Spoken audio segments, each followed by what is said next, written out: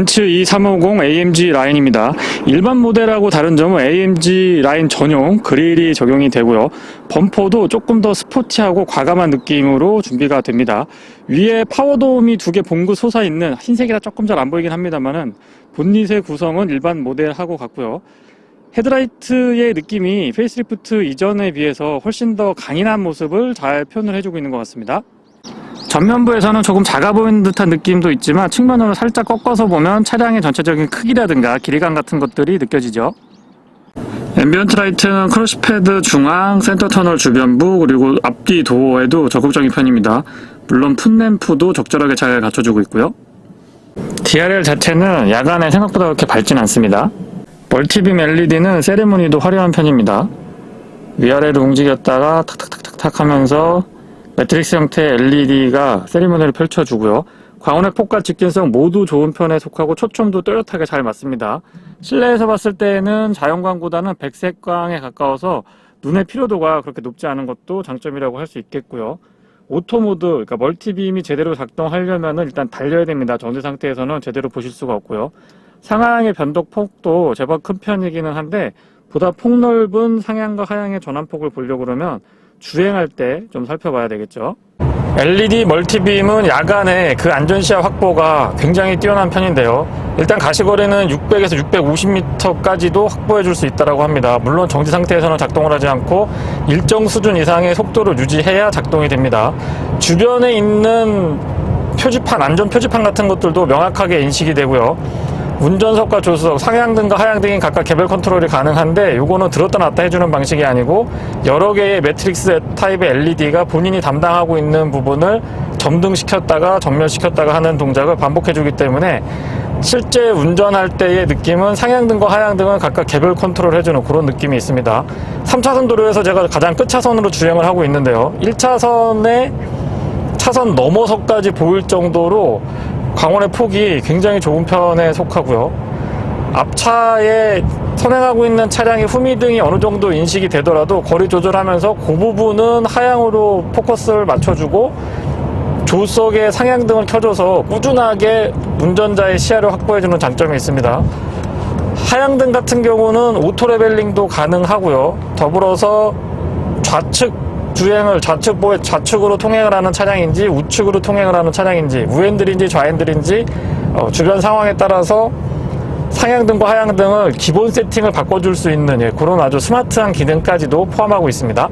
상향등과 하향등 그리고 비상등까지 모두 다 점등시킨 상태입니다. 물론 아웃사이드 미러 커버에도 저렇게 LED로 방향지시등 갖춰놨고요. 아래쪽에 약간의 잔상 같은 것들이 보이기는 하는데 실내에서 보시게 되면 이 정도부터 시야각에 들어옵니다. 그래서 전혀 거슬리지 않고요. 바깥쪽에 나와서 보니까 정말 광원의 직진성이 대단한 것 같습니다. 주행할 때는 최대 600m 이상도 가시거리를 확보해 준다고 하는데 정지 상태에서 보더라도 충분히 멀리 뻗어나가는 느낌을 다시 한번 볼 수가 있고요. 이 정도 각도에서 보면 헤드램프의 광원의 폭과 광량이 상당하다는 것을 다시 한번 느낄 수가 있는데요. 약간 틀어서 보더라도 정말 멀리 그리고 폭넓게 뻗어나가는 걸 보실 수가 있습니다. 테일라이트는 방향지시등까지 모두 LED 구성이고요. 번호판 보조등도 LED고 실내등도 모두 다 LED입니다. 본닛 위의 캐릭터 라인은 생각보다 적극적인 편이고요. 직렬 4기통 가솔린 터보 엔진이 장착되어 있습니다. 배기량은 1991cc고요. 최고 출력은 299마력, 토크는 40.8입니다. 9G트로닉과 매칭을 이루고 있고 4륜구동입니다.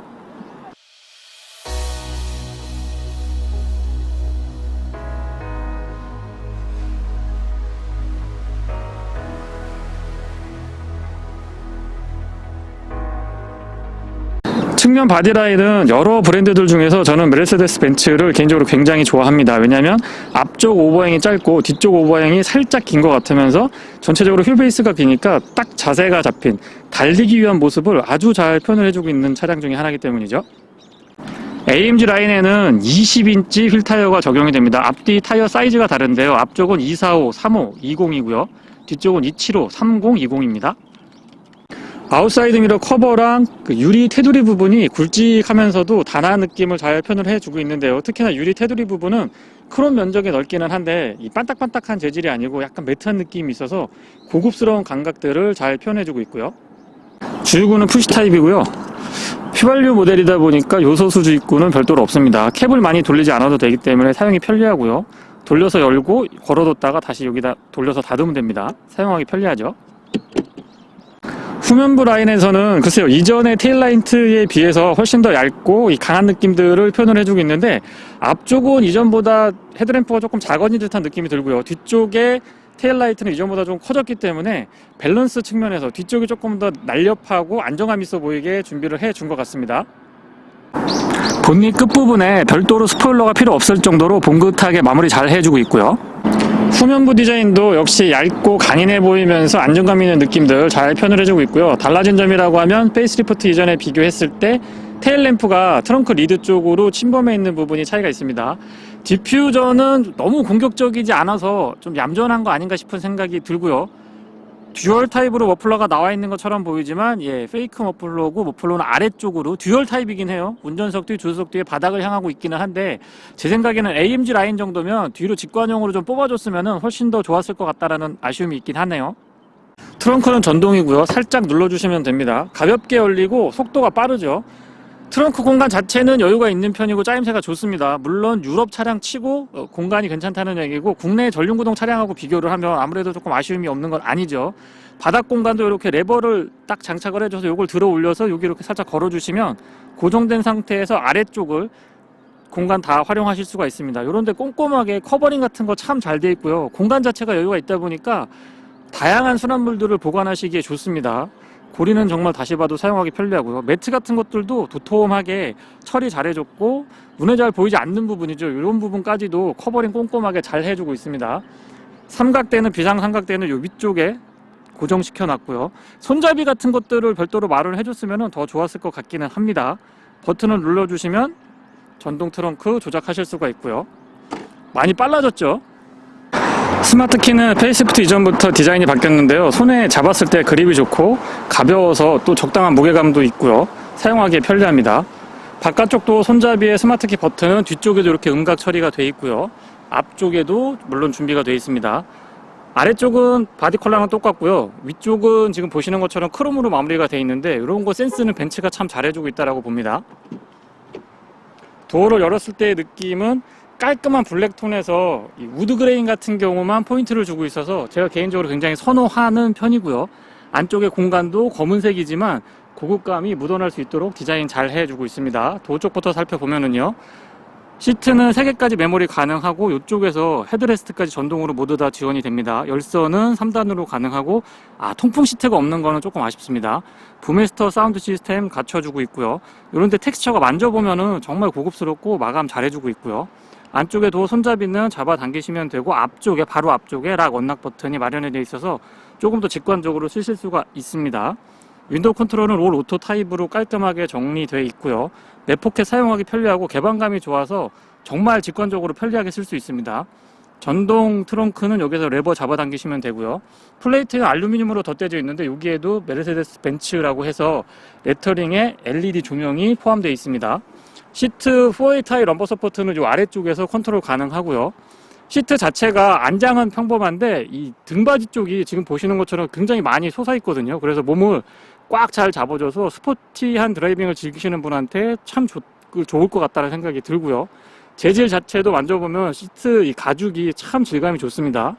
헤드레스트 크기 적정하고 푹신푹신하고요. 몸을 잘 받쳐주고, 특히 이 목을 아주 편안하게 잘 받쳐줬습니다.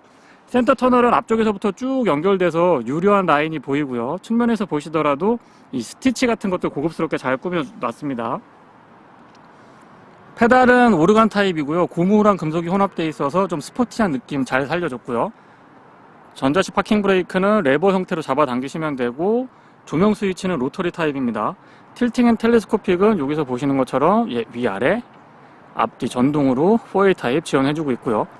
다양한 소재들이 만나는 이 부분에도 디자인 처리를 깔끔하게 잘해주고 있어서 이질감은 들고 있지 않고요. 스티어링은 3스포크 타입인데 아래쪽에 커팅이 돼 있죠. 그래서 조금 더 스포티하고 약간 두툼합니다. AMG 라인의 특징이죠. 그리고 손이 많이 닿는 부분은 이 펀칭이 돼 있어서 그립을 끝까지 꾸준하게 유지할 수 있는 장점도 있습니다. 시동은 버튼 타입이고요. 직렬 4기통 2리터 터보 엔진은 생각보다 실내에서 들었을 때는 조용합니다. 바깥쪽에서 들었을 때는 조금 걸걸한 느낌이 드는데 실내에서는 그런 것들은 없고요. HUD에 국내 소비자분들이 굉장히 민감하신데 다양한 정보들을 깔끔하게 해상도 높게 잘 보여주고 있습니다. 클러스터는 큼직하고요. 12.3인치인가요? 다양한 메뉴들을 선택하실 수가 있고 클러스터 디자인 자체도 여러가지 본인이 원하는 형태로 바깥 보실 수가 있습니다. 이 실린더 안에 있는 내용들도 이렇게 좌우로 왔다 갔다 하면서 바꿀 수가 있고요. 지금 조작하는 스위치가 터치 방식인데요. 이런 것들도 보통 빠릿빠릿하지 않으면 답답할 수가 있는데 그런 부분들도 메르세데스 벤츠가 굉장히 대응을 잘 해주고 있습니다. 요 전전 세대 W212만 해도 이런 부분에서 메르세데스 벤츠가 조금 인색했었는데 최근에는 급격하게 좋아지는 모습. 못 만드는 회사가 아니고 안 만드는 회사죠. 보여주고 있습니다. 스티어링은 클래식하면서도 미래지향적인 느낌이 드는데 이 부분은 조금 클래식한 느낌이 들고 여기에 이 더블 스포크 타입으로 이렇게 준비가 되어 있는 이런 부분들은 참 미래지향적이라는 느낌이 들고 버튼이 아니고 만졌을 때 이렇게 슥슥 햅틱 타입으로 작동을 하니까 그런 부분들도 사용하기에 좀 재미가 있다고 그럴까요? 그렇게 준비가 되어 있습니다. 어댑티브 크루즈 컨트롤 기본 갖추고 있고요. 우측에는 인포테인먼트에 관련된 기능들 깔끔하게 정돈이 되어 있습니다. 클러스터랑 AVN이 이렇게 자연스럽게 이어지니까 이런 부분들도 굉장히 잘 해주고 있고요. 여기서 터치도 가능하지만 이 컨트롤러에서 자연스럽게 왔다 갔다 쓱쓱쓱 밀면 여기 이렇게 같이 움직입니다. 이런 반응 속도도 참 빨라서 좋고요. 내비게이션도 순정 맵이 최근에 많이 좋아지고 있고 특히나 이런 인터페이스라든가 티팩 같은 것들도 아주 잘 대응을 해주고 있습니다. 후진했을 때는 어라운드 뷰 기본 포함을 해주고 있고요. 가이드라인 같은 것들도 아주 기민하게 잘 움직여주고 있고 주차 보조 시스템도 제가 주차하는 것보다 이 친구가 더 잘하는 것 같아요. 그런 부분들도 잘 대응해주고 있습니다. 에어벤트는 원형으로 3개고요. 이렇게 만졌을 때 딸깍딸깍 하는 이 느낌이 참 좋더라고요. 저는 이렇게 딱 뭔가 직결감이 있고 아주 잘 꽉 짜여져 있는 듯한 기계를 만지는 그런 느낌들이 좋고요. 수평으로 쭉 버튼들이 배열이 되어 있는데 토글 타입이라서 만지기가 굉장히 편리하고요. 공조장치가 일렬로 쭉 정돈이 되어 있습니다. 비상등 스위치는 이쪽에 있으면 참 좋을 것 같은데 왜냐면 국내에서는 비상등 생각보다 운전하실 때 많이 쓰게 되시잖아요. 그래서 이게 조수석 쪽이 아니고 운전석 쪽으로 왔었으면 좋겠는데 그 부분은 조금 아쉽고요. 나머지 버튼은 깔끔하게 정리 다 했습니다. 이 부분이 블랙 하이그로시가 좀 적게 이 포인트만 딱딱 주고 있어서 그 부분도 개인적으로는 굉장히 마음에 들고요. 커버링이 가능하고 열었을 때 안쪽에 스마트폰 무선 충전, USB-C 타입으로 단자 있고요. 12V 파워 아울렛도 준비되어 있습니다. 컵홀더는 커버링이 가능해서 2개인데 이 부분을 다 뽑아내서 공간을 다 넓게 수납용으로 사용하실 수도 있습니다. 컨트롤러 위치 좋고요. 마치 이 마우스 패드 사용하는 것 같은 느낌이 들고 다이나믹 모드, 드라이브 모드는 위아래로 이렇게 움직이시면 되는데 총 4가지 지원을 해줍니다. 컴포트, 스포츠, 스포츠 플러스, 인디비주얼 이렇게 구성이 되어 있고 각 모드반의 편차들도 굉장히 크게 재미있게 구성 잘 해놨습니다. 파킹 센스 온오프, 어라운드 뷰 있고요. 조금 빛이 나요. 이렇게 하면 잘 보이시죠? 볼륨 컨트롤을 이렇게 슥슥 밀어서 돌돌돌 돌리는 방식인데 저것도 사용해보면 편리하고요. 전원 스위치는 버튼 타입으로 뒤쪽에 있습니다. 양문형으로 개방되죠. 암레스트는 양문형으로 개발되고 안쪽에 공간도 여유가 있는 편이고 C타입 충전 단자 2개, USB-C 타입으로 갖춰놨습니다. 조석 수납 공간은 잡아당기시면 되고요. 공간 자체가 이쪽은 깊고 넓은데 저쪽이 조금 짧아서 높이는 괜찮거든요. 그래서 그런 부분들은 사용할 때 특징을 알고 문서 같은 거 잘 넣어서 보관하셔야 될 것 같아요. 앰비언트 라이트가 낮에도 보이시죠? 64가지로 컬러 바꿀 수 있는 걸로 알고 있고요. 선바이저 내려보면 조명은 LED고 이 커버가 조명이랑 연동이 되어 있습니다. 그래서 이렇게 들어 올리면 열리고 옆으로 넣었을 때 당기는 거는 안 되네요. 예, 이것만 준비가 되어 있고 선글라스 케이스 있고요. SS 콜 기능도 되어 있고 조명은 여기서 전체 다 컨트롤이 가능한데 LED로 장광식이라고 하던가요? 천천히 어두워지고 천천히 슥 밝아지는 이거 아주 고급스럽고 눈의 피로도를 낮출 수 있는 포인트라고 생각을 합니다. 실내 거울은 테두리 부분이 얇게 처리가 되어 있어서 실제 크기보다 훨씬 더 시야가 좋고요. 파노라마 타입 썬루프는 유리 개방감이 좋은 편이죠. 뒷좌석입니다. 유리는 끝까지 내려오나요? 네, 일반 유리고 이중접합 아닙니다. 끝까지 깔끔하게 잘 내려옵니다. 앞좌석하고 똑같이 뒤쪽도 열선 스위치, 열선만 3단으로 조절이 가능하고요. 랩포켓은 웬만한 차량들 앞좌석이라고 해도 될 정도로 넓고 사용하기 편리하게 구성되어 있습니다. 발공간 여유가 있는 편이고 앞좌석 시트 하단하고도 공간이 조금 떠 있어서 그렇게 부족하다라는 느낌은 안 들고요. 가운데 턱은 아무래도 후륜구동 베이스의 다륜 차량이다 보니까 턱이 조금 높은 편이긴 합니다. 시트의 안장 텐션이나 등받이 각도 같은 것들도 적절하고요. 헤드레스트는 조금 작은 듯 싶지만 생각보다 푹신해서 목을 잘 받쳐줬습니다.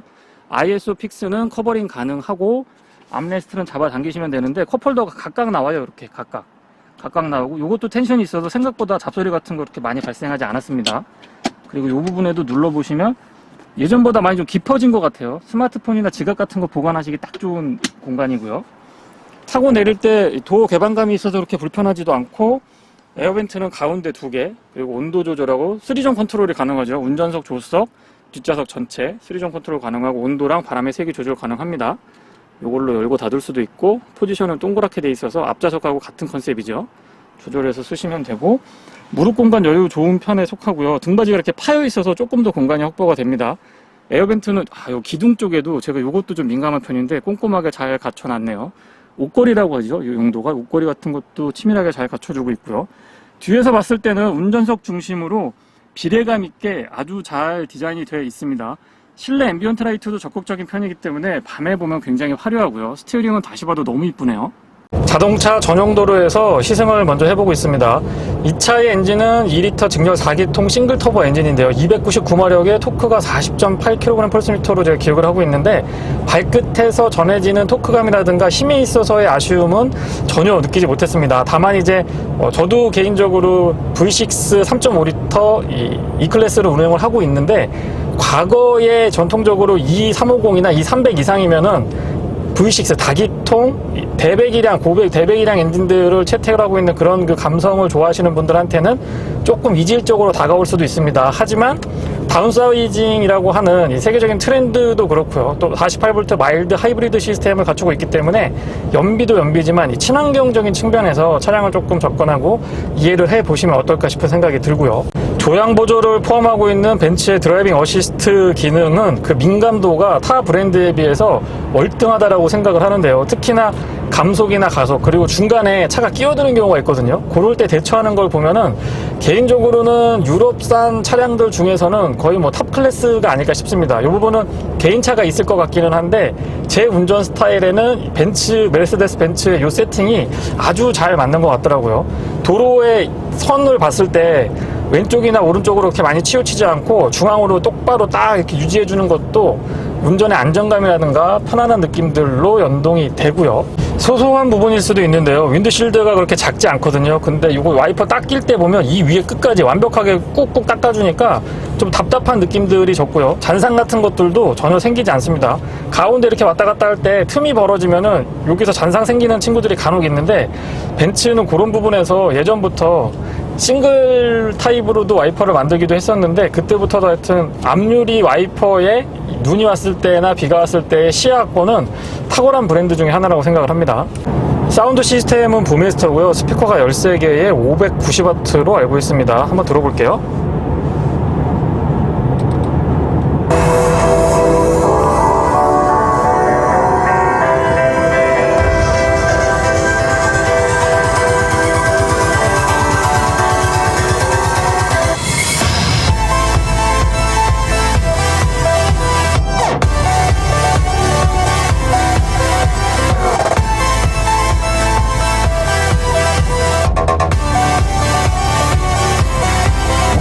와, 이 막귀인 제가 들어도 굉장히 음이 깊이가 있다, 풍부하다라는 느낌이 전달이 되고요.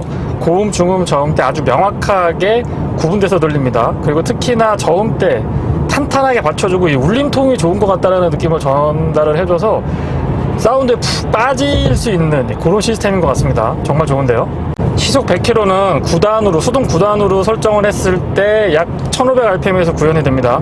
비교적 낮은 rpm에서 기준 속도를 구현을 해주기 때문에 연비나 특히 소음 진동에서 좋은 영향을 받고 있는 것 같고요. 드라이브 모드는 총 5가지입니다. 인디비듀얼, 스포츠 플러스, 스포츠, 컴포트, 그리고 에코, 이렇게 구성이 되어 있는데, 에코, 컴포트 요 사이는 명확하기는 한데 편차가 좀 크진 않습니다. 드라이브 모드가. 그런데 스포츠 플러스하고 컴포트나 에코 모드와의 편차는 대단히 크기 때문에 운전의 재미를 더해주는데 충분하다라고 보고요.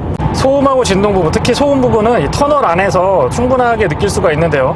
노면에서 올라오는 타이어 마찰음이나 바닥에서 올라오는 기타 공명음 같은 것들도 잘 대응을 해주고 있고요. 측면에서 풍절음이나 공명음 같은 것들도 대응을 잘 해줍니다. 저는 당연히 이중접합 차음 유리다라고 생각을 했는데 유리 자체가 두껍기는 한데 그냥 일반 유리고요. 두툼하긴 합니다. 그리고 다른 것보다 이 실링 끝에 딱 올라갈 때 치밀하게 꽉 맞아 떨어지는 요 느낌들 때문에 터널 안에 지금 아스팔트 포장도 아니고 시멘트 포장이거든요. 시멘트로 포장된 도로에서 이 정도의 정숙성이라고 하면 적어도 소음 진동 때문에 이 2350을 타시면서 스트레스 받을 일은 없을 것 같습니다. 공인연비는 9.9km고요. 도심에서는 8km대 후반, 고속도로에서는 11.6, 11.5 정도로 기억을 하는데 실제 주행을 해보면 12.5에서 13.5 정도는 어렵지 않게 확인할 수가 있고요. 최대 확인할 수 있었던 연비는 15.2까지는 확인이 됐습니다. 물론 타이어 공기압은 39에 맞춰놨고 에코모드에서 80에서 100 정도 좀 탄력적으로 발끝 신궁까지 발휘해서 주행을 했을 때의 최대 연비고요. 서스펜션은 앞뒤 멀티링크 구성인데요. 물론 코일 스프링이고요. 유연하게 잘 대응을 해줍니다. 포매틱이라서 기본적으로 약간 오버스티어가 날라고 하다가 딱 잡아주는 그런 느낌이 드는데요. 아마 극단치로 차량을 와인딩 로드에서 몰아붙여 보시지 않는다면은 일상에서 이 차에 스티어가 발생할 일은 저는 거의 없을 거라고 생각을 합니다. 아주 기민하게 이 포매틱이 작동을 해주니까 거의 뉴트럴하게 돌아 나가실 수 있어서 운전이 조금 서툰 분들한테도 안정감 있고 또 스포티한 드라이빙의 맛을 선사해 줄 것 같습니다.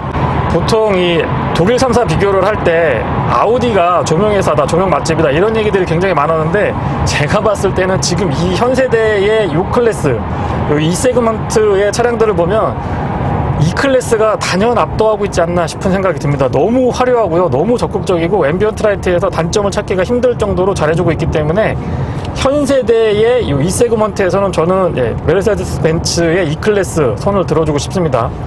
이 차를 구입하려고 고민하셨던 분들, 특히 이 매장에 가서 일단 앉게 되면, 실내에 앉게 되면 계약을 안 하기가, 사인하지 않기가 좀 어렵다라고 이야기가 있을 정도로 실내에 대한 만족도가 대단히 높은 편이고요.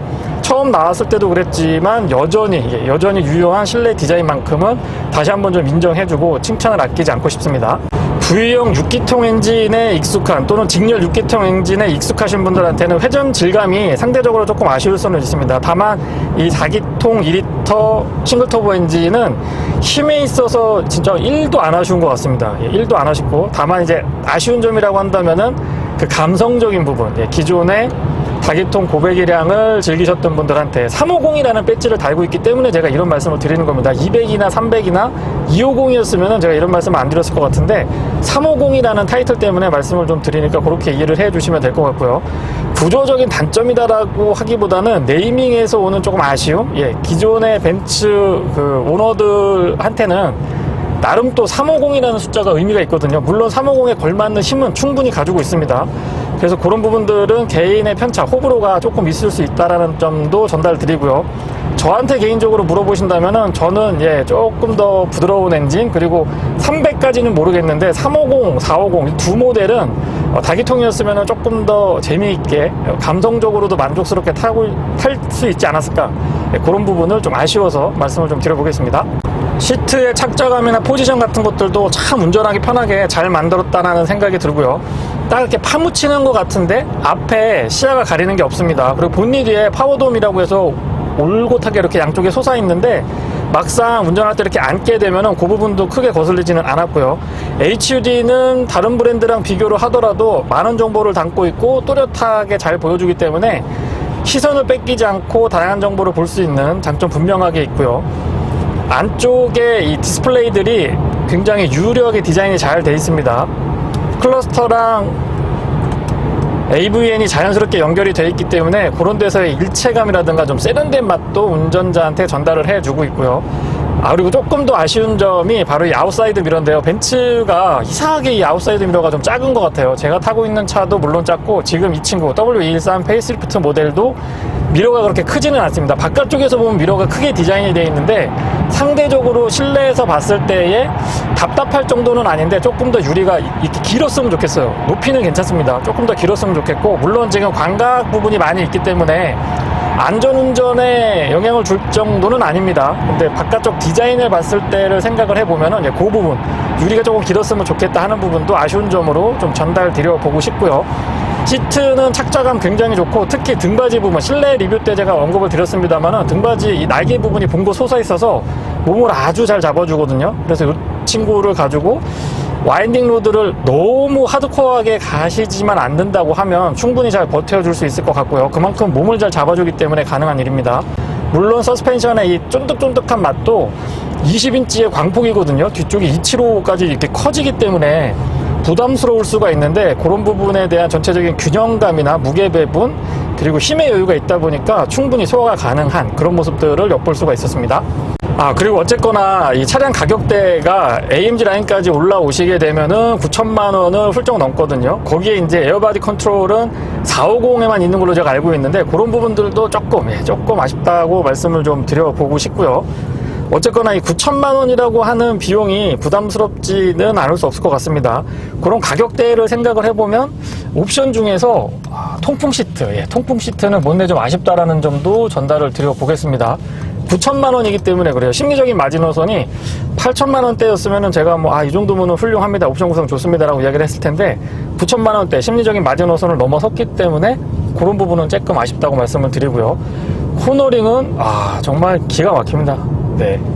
메뉴 중에 윌베잉이라고 하는 메뉴가 있거든요. 안쪽에 들어가면 시트 키네틱이라는 게 있는데요. 이게 뭐냐면 완연한 마사지 기능은 아니고 포지션을 조금 바꿔줍니다. 예를 들면 안장을 들었다 놨다, 등받이를 앞으로 밀었다 뒤로 당겼다 해주는데, 같은 자세를 오래 취하고 있지 않게 해주기 때문에 장시간 이렇게 차가 많을 때, 도로의 정체가 조금 심할 때 사용을 해보면 피로 회복에 도움이 되고요. 요거를 사용했을 때랑 사용하지 않았을 때 한 3-4시간 정도 운전을 해보면 피로도 차이가 현격하게 낮아지는 것을 느낄 수가 있었습니다. 괜찮은 기능 같아요. 20인치 휠 타이어 채택하고 있는데 과속 방지턱 같은 거 넘어봐도 굉장히 부드럽습니다. 그렇다고 출렁출렁하냐 그런 건 아니고요. 아주 타이트하게 탁탁 움직이는데 하드하고 좀 불편하다라는 느낌은 들지 않습니다. 아마 이런 부분들이 메르세데스 벤츠의 오랜 노하우가 운전자한테 전해지는 대표적인 포인트가 아닐까 싶고요.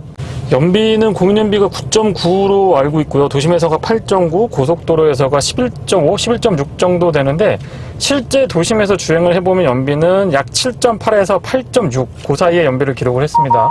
참고로 타이어 공기 한번 39에 맞춰놓고 주행을 했고요. 아주 안 좋을 때의 연비는 왕복했을 때 10km가 안 되는 구간을 출근 시간, 퇴근 시간대에 이동했을 때 연비입니다. 굳이 투로닉이 도심 주행에서 이 단이 많기 때문에 오르락 내리락 하면 미션이 좀 바빠 보이고, 또 아무리 잘 만든 미션이라도 충격 같은 것들이 전해져서 조금 불편하지 않을까라고 예상을 했었는데, 이게 9단인지 8단인지 10단인지 잘 구분이 안 될 정도로 굉장히 단과 단 사이에 넘어가고 내려가고 올라가고 내려가고 할 때가 부드럽습니다. 그리고 아시겠지만 이 차량은 48V 마일드 하이브리드 시스템이 적용이 되는데요.